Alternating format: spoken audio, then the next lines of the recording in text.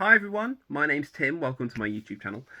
Today I'm going to be doing a book review of Mistress of All Evil by Serena Valentino. This is the fourth book in the Disney Villain series. This edition is the special edition. Typically the copy looks like that, usually. And then on the back is her face as a dragon. Yeah, this is a special edition. It's just got the only difference is it's got some pictures, some frames, some concept drawings, some artistic stuff in the middle of it. That's it. That's the only difference. Otherwise, the prose is exactly the same. So, I enjoyed this one a lot more than Poor Unfortunate Souls, the Ursula book, which isn't about Ursula at all. This is all much more about Maleficent. And Maleficent is such an interesting character, and she's a great villain. We see it's framed around the Sleeping Beauty story. So it starts with her putting Aurora under a curse, and it ends with her demise. But there's a few different paths of the story, a few different plots. We see her being looked after by the fairies, and there's a bit of like Mean Girls stuff going on with the three good fairies from Sleeping Beauty. Then we see her now as an adult. We see the Odd Sisters, who are trapped in this mirror realm with Aurora, and we see Circe, who is the Odd Sisters' younger sister, with Tulip, who was the original betrothed to the Beast, and then Snow White comes in as well with her mum. So again, this is the universe really coming together much more than individual stories, and I think this actually does a much better job of balancing all those things than the previous one did. It is longer. It's just over 300 pages. It does actually have about a 30-page section, or maybe 20 pages, which is like Ursula's funeral from the last book. And I'm like, well, that needed to be in that last book, because Ursula one was so. But no, I think, I don't know if my enjoyment of this more was just because my expectations were set, because I knew it wasn't going to be all about Maleficent, but I do think much more of it was. So, and there was the twist, because each of these stories does seem to have some kind of twist in it.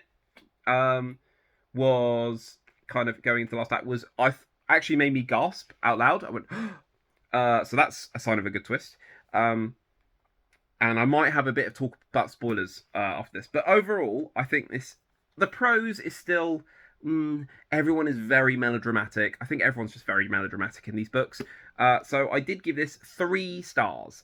I think this is probably my favourite of the villain series, and I've got Mother Knows Best, the 5th book. I've got that to read, and this hasn't turned me off the series, but it doesn't necessarily make me want to buy the other 5 that are already out. So 3 stars. There we go. Now, spoiler warning. Boop, boop, boop. You ready? You ready for the spoilers? Maleficent is Aurora's mother. And Circe is the Odd Sisters' daughter. It's really interesting because you see how Maleficent goes from being a very well-rounded, ambitious, but a very well-rounded person to doing this spell to create Aurora, and it takes all of the best parts of herself, and Maleficent becomes so much more evil. She becomes the Mistress of All Evil. I thought that was really interesting. It also helped explain the kind of, not quite plot hole, but the weirdness of the Odd Sisters being so deranged and strange. The fact that all of their best parts went into Circe. So Maleficent wanted to protect Aurora. That's why she put her to sleep. And she was like, oh, because of what happens at 16. And that bit there, why Maleficent puts Aurora to sleep to protect her from being 16, and why she needs to die before she turns 16, is really silly. So I thought it was because if she turns 16, she becomes an adult, and Maleficent loses that final part of herself, something like that. But it's not that. It's that Maleficent had a big explosion of power and turned into a dragon when she was 16, and she thinks Aurora will do the same. But Maleficent already had magic beforehand and was very advanced in her magic by the time she was 16. Aurora's shown nothing. So it's a big stretch in logic.